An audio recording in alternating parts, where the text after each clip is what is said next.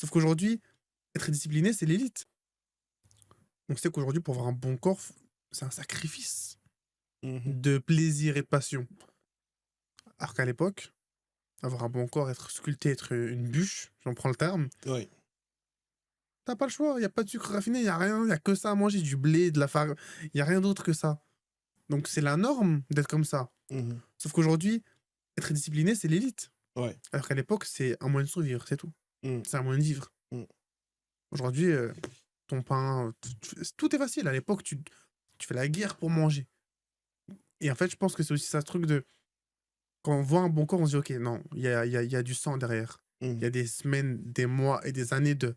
Donc je Ouais. mets du respect sur ce travail-là. Mais tu vois, le propos que j'ai voulu dire sur le corps, en tout cas, ce que j'ai compris des propos de mon mentor à ce niveau-là, c'est de dire, finalement, ton corps ou ton apparence ne devrait pas être une carapace, mais ça devrait être un bouclier. Pour partir à la guerre, bien sûr, il y a des moyens que tu dois mobiliser, mais si tu n'identifies pas ce qui est contraignant et ce qui est là pour te soutenir, tu vas tomber assurément. La carapace, on l'a subie. Le bouclier, on le porte.